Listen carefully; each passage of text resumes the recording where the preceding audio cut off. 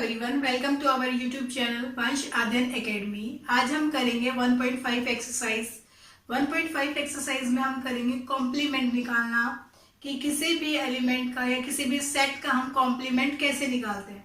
जब भी हमारे पास वो सेट दिया जाता है, एक यूनिवर्सल सेट होता है, उन दोनों को कंपेयर करके हम कॉम्प्लीमेंट निकालते हैं।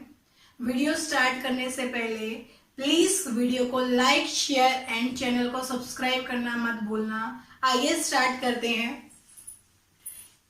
फर्स्ट क्वेश्चन है जिसमें हमारा एक्सरसाइज 1.5 का लेट हमें दे रखा है you, that is universal set है आपके पास 1 2 3 4 5 6 7 8 9 का, एंड ए हमारे पास सेट है 1 2 3 4 का, बी हमारे पास सेट है 2 4 6 8 का, सी हमारे पास 3 4 5 6 का सेट है।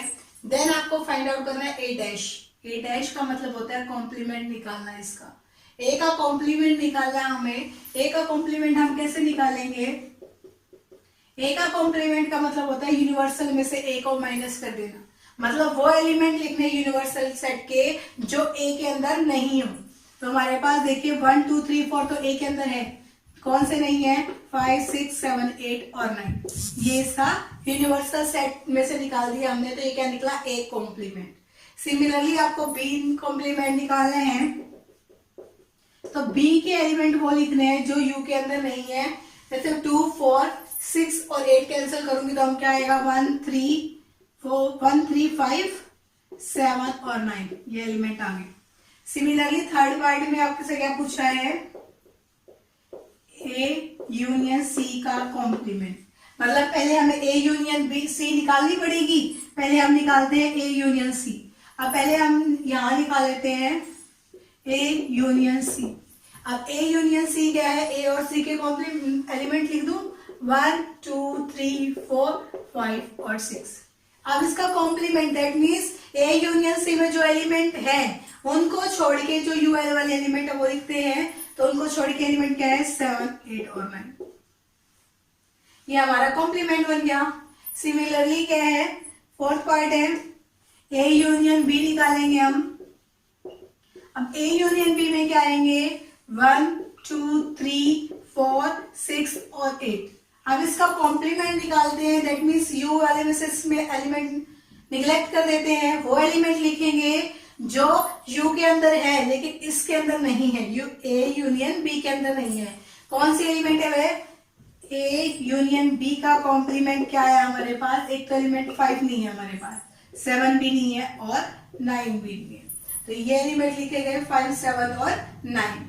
तो नेक्स्ट आपके पास जो पूछा गया था ए कॉम्प्लीमेंट का कॉम्प्लीमेंट। ए कॉम्प्लीमेंट हमने निकाला हुआ है, इसका फिर कॉम्प्लीमेंट करने के लिए बोला गया आपको। दैट मीन्स ऐसे एलिमेंट जो ए कॉम्प्लीमेंट में नहीं है, कौन से थे वो? ए कॉम्प्लीमेंट का कॉम्प्लीमेंट। तो हम लिखेंगे 1 2 3 एंड 4। और ए कॉम्प्लीमेंट का कॉम्प्लीमेंट ए के ही इक्वल आता है और आया भी है हमारा। देखिए वो ए हमारा 1 2 3 4 ही है, तो ए कॉम्प्लीमेंट का कॉम्प्लीमेंट क्या आया? ए आया, दैट इज 1 2 3। 6 पार्ट में हमें निकाला बी माइनस सी का कॉम्प्लीमेंट। तो हम पहले निकालते हैं बी माइनस सी कि हमारे पास जो बी के एलिमेंट है लेकिन सी में वो एलिमेंट ना हो। तो हम क्या लिखते हैं? 2 और 8, ये दो एलिमेंट है जो सी के अंदर नहीं है। तो हम क्या लिखते हैं? बी माइनस सी का कॉम्प्लीमेंट निकालते हैं कि मतलब यूनिवर्सल सेट में से ये सेट एलिमेंट निकाल के बाकी सारे एलिमेंट लिख देते हैं 1 3 4 5 6 7 और 9। ये आपके पास ए माइनस सी का कॉम्प्लीमेंट निकल गया। क्वेश्चन नंबर सेकंड है हमारे पास, इफ यू हमारे पास यूनिवर्सल सेट दे रखा है a b c d e f g h का, फाइंड द कॉम्प्लीमेंट। इनके कॉम्प्लीमेंट निकालना है। ए का कॉम्प्लीमेंट क्या आएगा? वो एलिमेंट लिखते हैं जो ए के अंदर ना हो लेकिन यू के अंदर हो। तो D e f g H लिख दिया हमने। सिमिलरली बी का कॉम्प्लीमेंट लिख रहे हैं, तो बी डैश हम क्या लिखेंगे कि हमारे पास ए भी है, बी भी है, सी भी है लेकिन डी नहीं है, ई भी नहीं है, एफ भी नहीं है, जी और एच। ये आ गया बी का कॉम्प्लीमेंट। सी का कॉम्प्लीमेंट क्या लिखेंगे? वो एलिमेंट यू के अंदर है बट सी के अंदर नहीं है।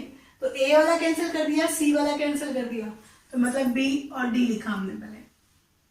ई भी कैंसिल हो गया है, दैट मीन्स एफ आया और एच आया, ये एलिमेंट लिख दिए। डी का कॉम्प्लीमेंट क्या आएगा हमारे पास?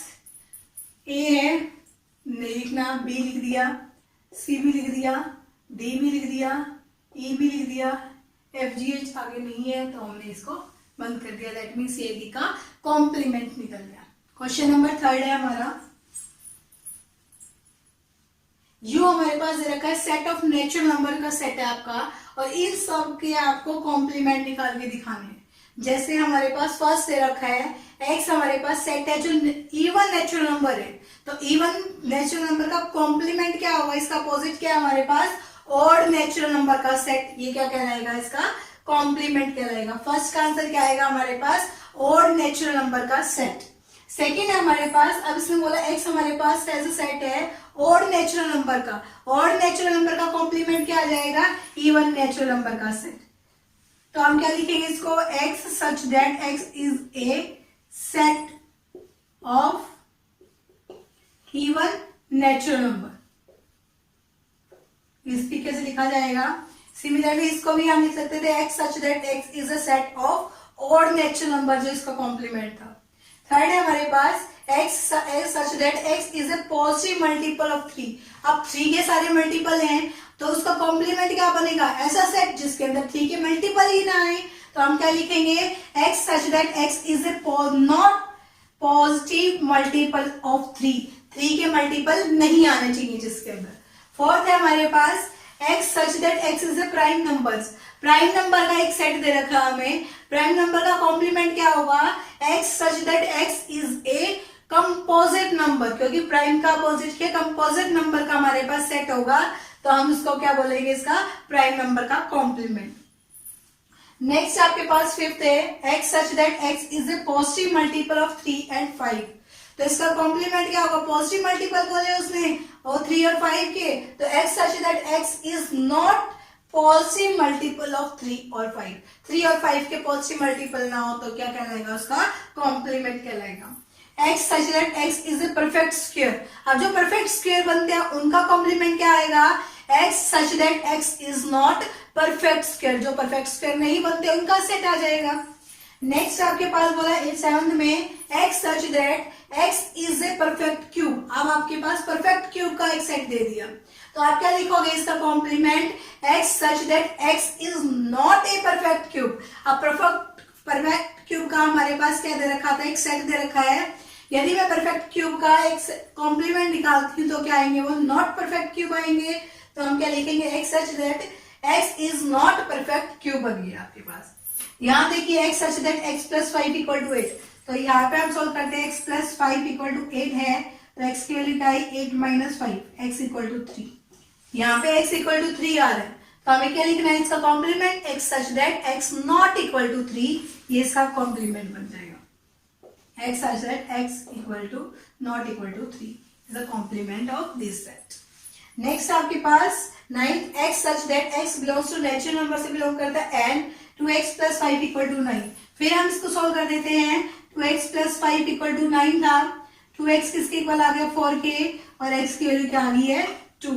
तो इसका कॉम्प्लीमेंट क्या बना, x such that x belongs to natural number and x not equal to 2 के इक्वल नहीं होना चाहिए, तो इसका कॉम्प्लीमेंट बन जाएगा। x such that x belong to natural number करता है and x greater than equal to 7 है, तो नेचुरल नंबर का सेट है, तो हम क्या लिखेंगे इसका complement, x belongs to natural number and x less than 7, तो हमारे पास ये 7 से छोटा होना चाहिए एंड x लेस देन 7, क्योंकि इक्वल में तो उसने दे ही रखा है। नेक्स्ट आपके पास दे रखा है x such that x belongs to natural number से बिलोंग करता है and 2x plus 1 greater than 10। हम इसको सॉल्व कर लेते हैं एक बार, 2x ग्रेटर देन उधर लेके जाएंगे राइट में, हमारे पास 10 माइनस 1 बनेगा, तो 2x की वैल्यू क्या आ गई हमारे पास 9, तो x क्या आया मेरे पास 9/2 से बड़ा है, यानी 4.5 से बड़ा है। तो मैं क्या लिखूंगी इसको, ये हमारे पास नेचुरल नंबर का ऐसा सेट होना चाहिए जो 4.5 से छोटा हो, तब हमारे पास इसका कॉम्प्लीमेंट बन गया, क्योंकि उसमें हमें क्या दे रखा था 4.5 से बड़ा हो, हम लिख देंगे 4.5 से छोटा हो, क्योंकि 4.5 तो हमारा नेचुरल नंबर में नहीं आ सकता, तो हम इसको 4 भी लिख सकते थे, तो उससे छोटा, लेकिन 4 से छोटा नहीं लिखेंगे क्योंकि 4 तो इंक्लूड होगा इसके अंदर, तो हम 4.5 से बड़े थे यहाँ पे, इसका कॉम्प्लीमेंट क्या बन गया 4.5 से सारे छोटे।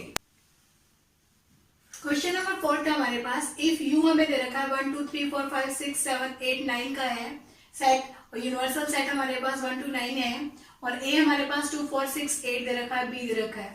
तो ए यूनियन बी निकालते हैं पहले हम। ए यूनियन बी वो क्या है आपके पास, 2 3 4 5 6 7 और 8। तो ए यूनियन बी का कॉम्प्लीमेंट निकालेंगे तो हमारे पास क्या आएगा, 1 2 3 4 5 6 7 8 9 तो है, 9 आ जाएगा यहाँ पे।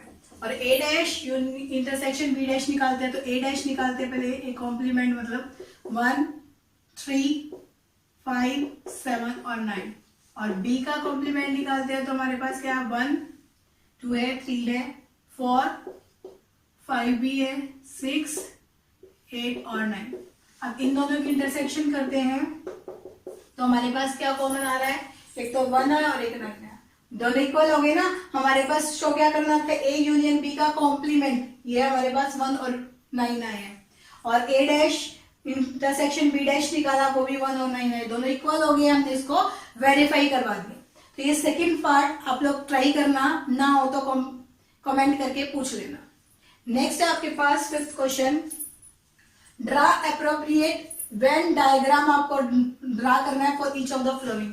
हर एक के लिए जब हम किसी भी सेट को एक ग्राफ की डायग्राम की हेल्प से रिप्रेजेंट करते हैं तो उसका नाम है हमारे पास वेन डायग्राम। वेन डायग्राम में जैसे हमने नॉर्मली ये 2 सेट लिए हैं, एक ए है और एक बी है, तो जो ये पार्ट बीच में इन दोनों के कॉमन आ रहा है तो इसका मतलब है ये क्या है, इनकी इंटरसेक्शन है, ए इंटरसेक्शन बी। यदि ए सेट है और ये बी सेट है तो ये बीच वाला पार्ट क्या कहलाएगा, इनकी इंटरसेक्शन है। आप इनको यूनिवर्सल सेट के अंदर बंद कर सकते हो क्योंकि यूनिवर्सल सेट का एक पार्ट होते हैं। सिमिलरली यदि मैं बोलूं इन दोनों की यूनियन निकालने के लिए, यूनियन निकालने के लिए क्या तरीका है, दोनों है हमारे पास ए और बी, तो इनके अंदर इंटरसेक्शन वाले एलिमेंट भी आएंगे और जो नॉट इंटरसेक्ट करते हैं वो भी एलिमेंट आएंगे, तो ये क्या कहलाएगी, ए यूनियन बी। इस तरीके से लिखा जाता है। ऐसे हमें दे रखा है ए यूनियन बी का कॉम्प्लीमेंट है, तो ए यूनियन बी पता है हमें, एक सेट है हमारे पास ए, दूसरा है बी, यूनियन का मतलब इन दोनों के अंदर जो कॉमन एलिमेंट है, और ये हमारे पास यूनिवर्सल सेट हुआ।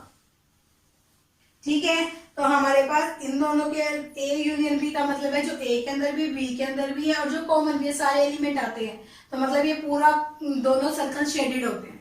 बट इसका कॉम्प्लीमेंट बोला है, मतलब ये वाला पार्ट तो शेडेड होगा ही नहीं, जो बाकी वाला बचा हुआ पार्ट है वो शेडेड हो जाएगा आपका।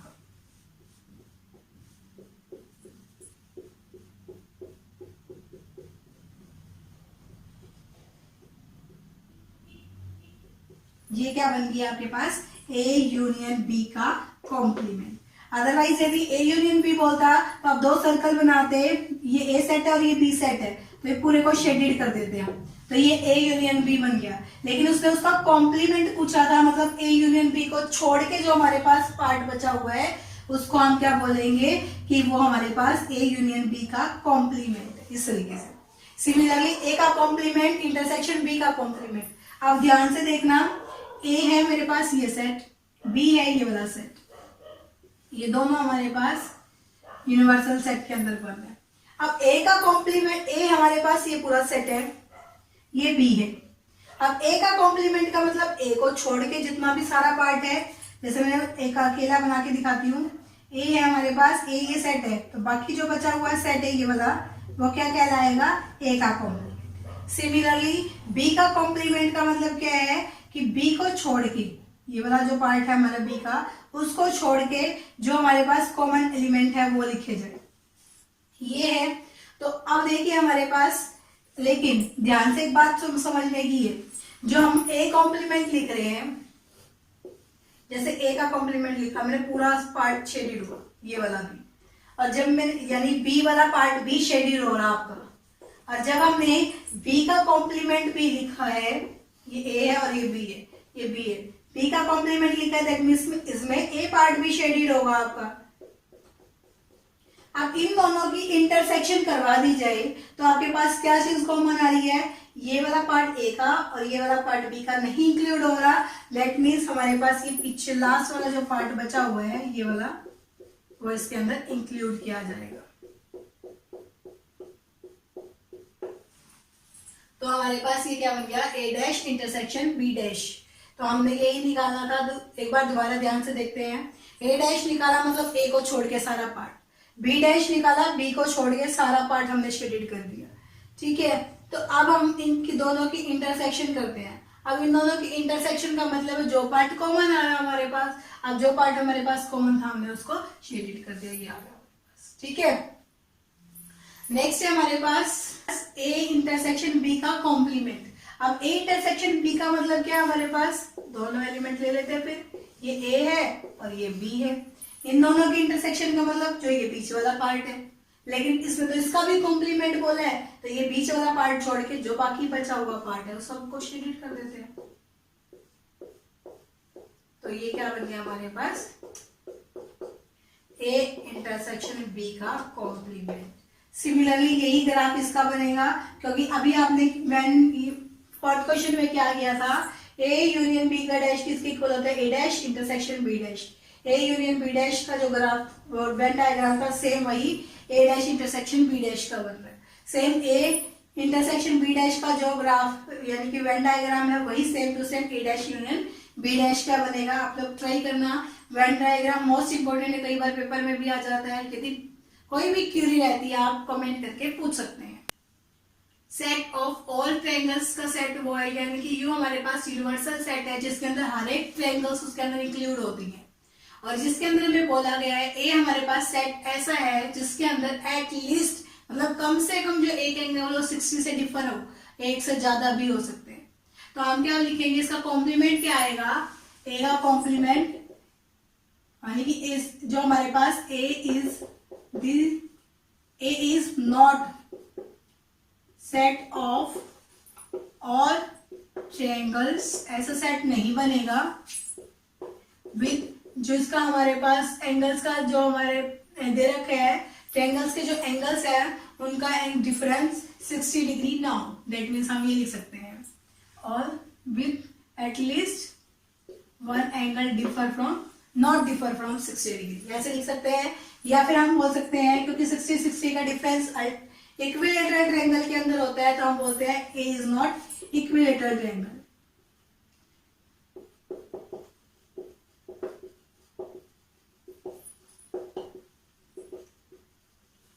आपकी मर्जी, आप इसका कॉम्प्लीमेंट क्या डालते हैं। 7th क्वेश्चन हमारे पास फिलिंग द ब्लैंक्स, आपको फिल करने सारे। ए यूनियन ए कॉम्प्लीमेंट, ए की यदि मैं ए के कॉम्प्लीमेंट से यूनियन कर दूं, मतलब ए के एलिमेंट वो ए में जो एलिमेंट ए के कॉम्प्लीमेंट का मतलब जो ए में नहीं है, तो वो पूरा सेट क्या बन जाएगा, यूनिवर्सल सेट बन गया, क्योंकि हमारे पास सारे वो एलिमेंट आगे जो ए में है और जो ए में नहीं है, तो हमारा क्या बन गया, यूनिवर्सल सेट। फाइव का कॉम्प्लीमेंट क्या होता है, मतलब फाइव को छोड़ के सारे एलिमेंट। अब फाइव को छोड़ दो, फाइव में तो एक भी एलिमेंट नहीं थे, बाकी कितने एलिमेंट बन गए, बहुत सारे एलिमेंट है। उसकी इंटरसेक्शन ए से करवा दो, ए कोई भी छोटा सा सेट हो सकता है, बड़ा सा हो सकता है, लेकिन 5 डैश का मतलब जितने भी एलिमेंट यूनिवर्स के अंदर है वो सारे लिख दिए हमने। ए के साथ इंटरसेक्शन कर रहे हैं, ए छोटा ही होगा, यूनिवर्सल सेट थे, तो हम इन दोनों की इंटरसेक्शन क्या आ जाएगी, हमारे पास ए आ गई। अब देखिए ए इंटरसेक्शन ए कॉम्प्लीमेंट, ए का मतलब क्या है, ए का हमारे सेट है, ए का कॉम्प्लीमेंट जो ए के अंदर एलिमेंट नहीं है, तो इन दोनों की इंटरसेक्शन करूंगी तो हमारे पास क्या बन जाएगा, 5। नेक्स्ट है यू डैश, यू डैश का मतलब क्या है कि यूनिवर्सल सेट में जितने भी एलिमेंट है उनका कॉम्प्लीमेंट मतलब 5 आया। 5 की इंटरसेक्शन में ए से करूंगी तो भी मेरे पास क्या आएगा, 5 आएगा। आज हमने किया है कॉम्प्लीमेंट निकालना किसी भी सेट का, और यूनिवर्सल सेट से कैसे कॉम्प्लीमेंट निकाला जाता है। हमारी ये एक्सरसाइज यही खत्म होती है। Thank you for watching this video. Please like, share and subscribe this channel. Thank you very much. Have a good day.